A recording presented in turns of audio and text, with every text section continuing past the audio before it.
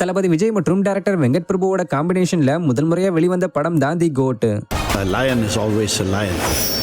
ஒரு action thriller ஜானர்ல release ஆன இந்த படத்தை ஏஜிஎஸ் என்டர்டைன்மெண்ட் தான் ப்ரொடியூஸ் பண்ணியிருந்தாங்க. ஆக்சுவலா தளபதி விஜயோட 68வது படத்தை ஸ்டார்டிங்ல டைரக்டர் அட்லி தான் டைரக்ஷன் பண்ண போறாருன்னு சொல்லி சோஷியல் மீடியால நிறைய வதந்திகள் பரவிக்கிட்டு வந்தது. அதுக்கப்புறம் அது உண்மை இல்லைன்றதும் கன்ஃபார்ம் ஆகி இருந்தது. அதுக்கப்புறம் தளபதி விஜய் நிறைய பேரோட ஸ்கிரிப்டை கவனிச்சுக்கிட்டு வராரு. அதுல டைரக்டர் வெங்கட் பிரபுவோட ஸ்கிரிப்டும், டான் சீனு, பாடிகார்ட் மற்றும் வீரசிம்ஹா ரெட்டி போன்ற படங்களை கொடுத்த தெலுங்கு டைரக்டர் கோபிச்சந்தோட ஸ்கிரிப்டும் இருக்குன்னு சொல்லப்பட்டுக்கிட்டு வந்தது. பட் கடைசியில டைரக்டர் வெங்கட் பிரபுவோட ஸ்கிரிப்ட் தான் ஆக்டர் விஜயை இம்ப்ரெஸ் பண்ணிருக்கு.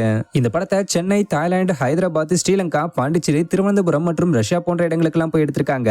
மேலும் இன்ட்ரெஸ்டிங்கான ஒரு விஷயம் என்னன்னா, ஷாருக் கானோட ஃபேன் மூவி மற்றும் கமலோட இந்தியன் 2 மூவிக்கு அப்புறம் இந்த படத்துல தான் டிஏஜிங் டெக்னாலஜியை யூஸ் பண்ணியிருந்தாங்க. இந்த படத்துக்கு ஸ்டார்டிங்ல பாசிட்டிவான ரெஸ்பான்ஸ் வர ஆரம்பிச்சு போக போக மிக்ஸ்டு டு பாசிட்டிவா மாறி இருந்தது. சோ 400 கோடி பட்ஜெட்ல எடுக்கப்பட்ட இந்த படம் மொத்தமா 468 கோடி கலெக்ஷன் பண்ணி ஹிட் ஆயிருக்கு. மேலும் இந்த படத்தை நெட்ஃபிளிக்ஸ் OTT பிளாட்ஃபார்ம் 110 கோடிக்கு வாங்கியிருக்காங்க.